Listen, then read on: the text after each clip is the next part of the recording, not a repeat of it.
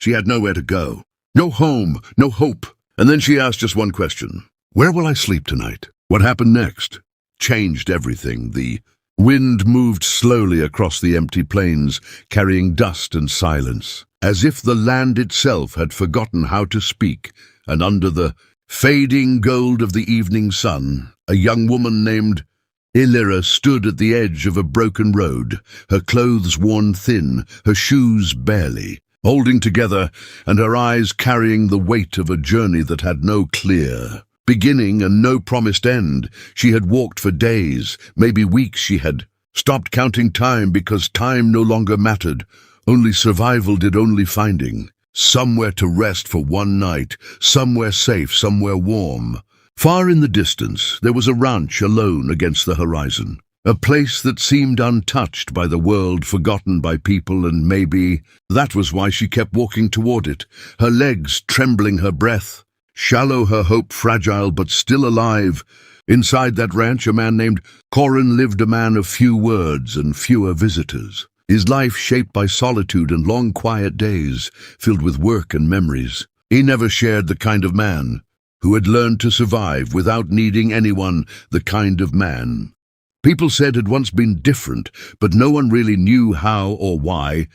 Corin stood near the fence when he first saw her, a small figure walking against the wind at first. He thought it was a trick of the light, or maybe just another stray traveler who would turn away before reaching the gate, but she did not turn away. She kept coming step after step, as if she had nowhere else to go. He did not move. He simply watched as she approached, until she finally stopped a few feet away from him, her voice barely above a whisper as she asked one simple question. Where would she sleep tonight? Corin did not answer right away. He studied her face, her tired eyes, her trembling hands, and the way she tried to stand, strong even when she clearly could not. Something in her reminded him of a past he had buried, something fragile and stubborn at the same time. He turned and walked toward the house without saying a word, leaving the gate open behind him, and for a moment, Illyra hesitated, unsure if she was being invited or dismissed, but the cold wind pushed against her, and the fading light reminded her that she had no other choice, so she followed. The ranch house was old but sturdy, built from years of care and necessity. Inside, it smelled of wood smoke and time, a quiet place, where every corner seemed to hold a story, but none of them was spoken aloud.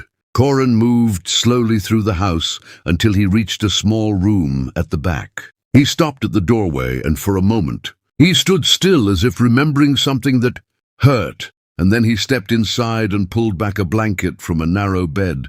It was a simple gesture, but something about it carried weight. Something about it felt like more than just offering a place to sleep.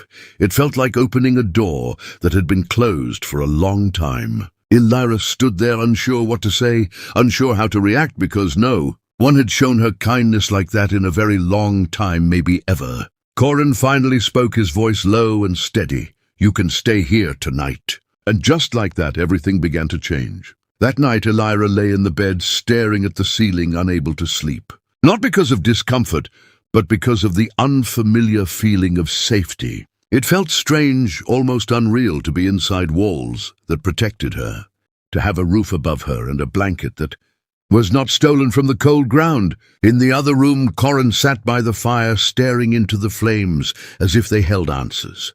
He had never found, he could not explain, why he had let her stay, why he had opened that room, why he had pulled back that blanket when for years he had kept everything closed, everything distant. The silence between them stretched across the house, but it was not empty. It was filled with something new, something uncertain, something that neither of them understood yet. Outside, the wind continued to move across the plains, carrying away the dust and the past, and maybe, just maybe, making room for something different.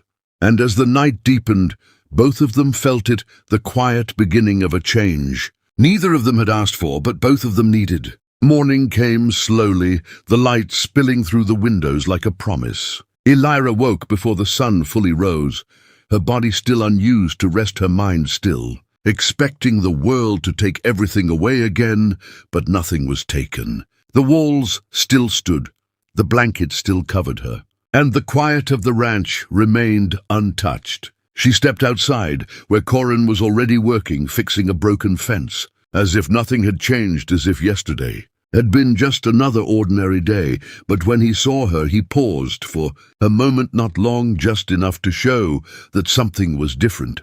She thanked him, her voice stronger than before, and he nodded, not saying much, but not turning away either. Days passed, and Elira did not leave.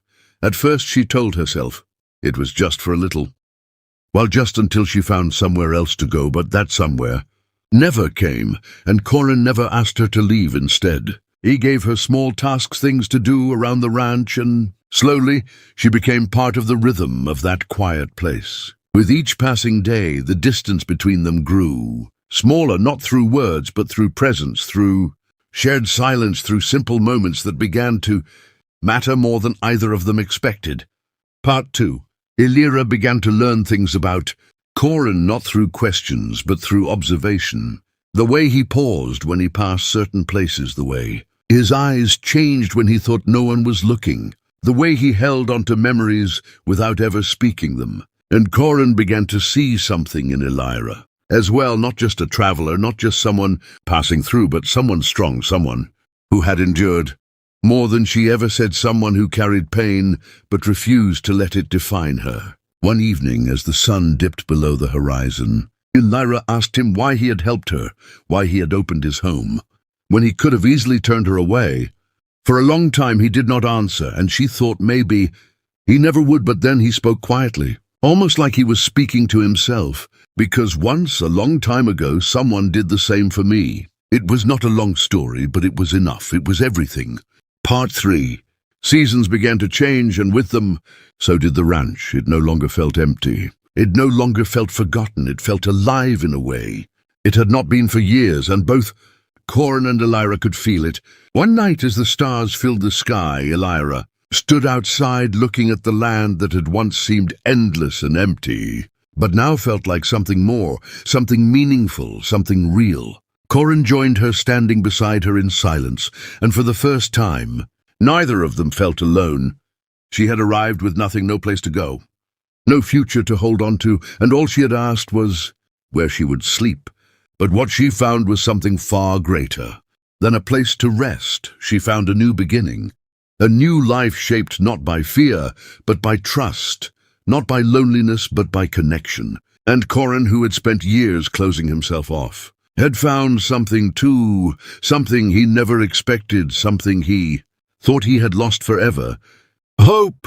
The blanket he had pulled back that night had done more than offer warmth. It had opened a path. It had changed two lives forever. And in the quiet of that ranch under the endless sky, their story continued, not as strangers, but as something stronger, something lasting, something that would never be forgotten.